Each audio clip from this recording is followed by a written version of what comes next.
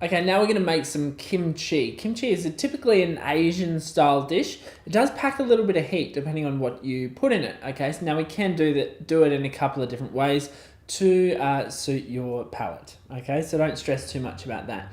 Quick little story. I remember walking down the street in El Salvador, funnily enough, on a surf trip there, and they were actually making kimchi in massive jars like this big, and they would actually serve it up with all their meals. Just a quick little FYI. Okay, so let's we're gonna use some of our leftover cabbage from our sauerkraut. We're also gonna add in a few different things. Number one, we've got some garlic here. So I've just got 2 cloves for the small jar that we're doing today. You can be very flexible with the amount of ingredients you use within fermented food recipes. You guys know that by now. So just use what you think is going to be tasty and appropriate for your palate. So we've got 2 cloves of garlic there. If you are on FODMAP, this will actually help you digest the FODMAPs found in garlic and onion and stuff like that. If you're extremely sensitive, just leave these ingredients out. Okay, so we've got some garlic there, a little bit of extra cabbage.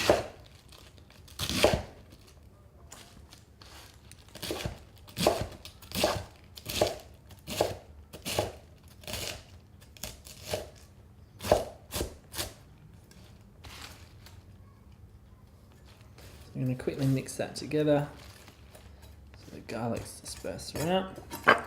We're going to add some colour in here now. So we're going to add some carrot.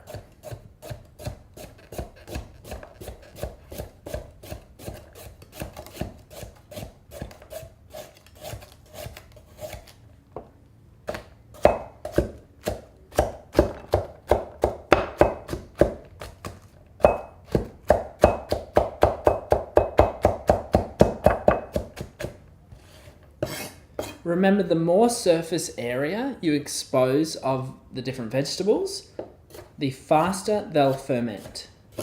Okay, because you're giving bacteria more access to the vegetable and the different starches and whatnot within the vegetable.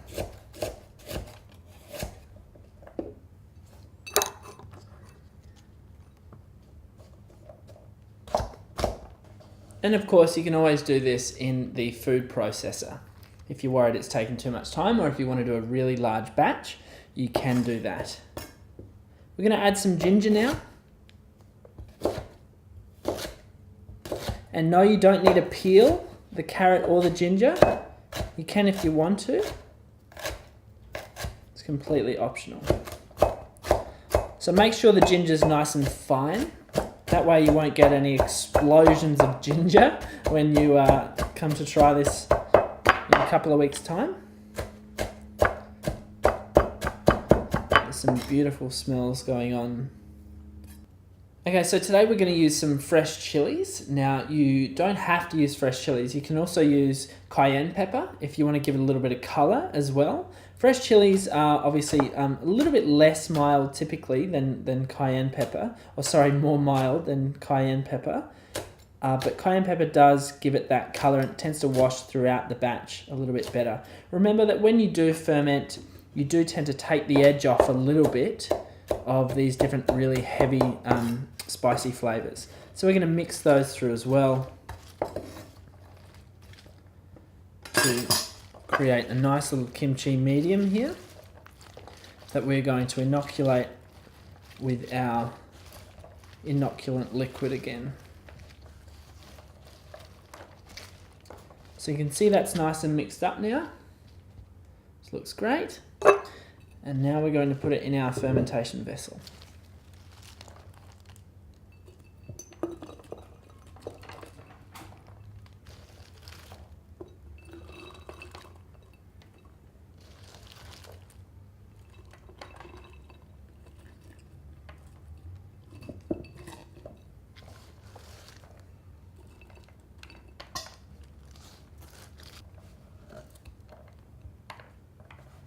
So we've got a wonderful batch of kimchi ready to go, but we now need to inoculate it, don't we? Because we don't have any probiotics in here at the moment, or not enough anyway. So the next step, of course, is to take our cup, add some water in.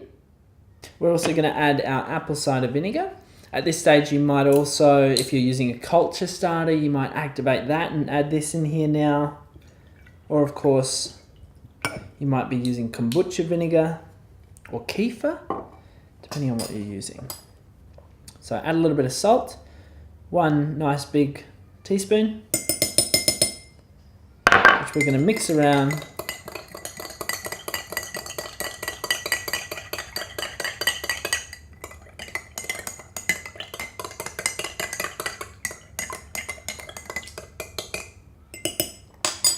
Till the salt dissolves. We're going to pour that over our kimchi. Give it a roll so that all those probiotics in the apple cider vinegar move around the batch. So we're covering the carrot, the ginger, the chilies, the cabbage in probiotics now. Setting a nice environment so it can ferment. And voila, there we go. That is kimchi. We're going to leave that once again for between 1 to 4 weeks, depending on your temperature, on your climate, and also your preference. The longer you leave these different cultured vegetable ferments, the more powerful they'll become in terms of their bacterial content, and generally the stronger the flavor will become as well.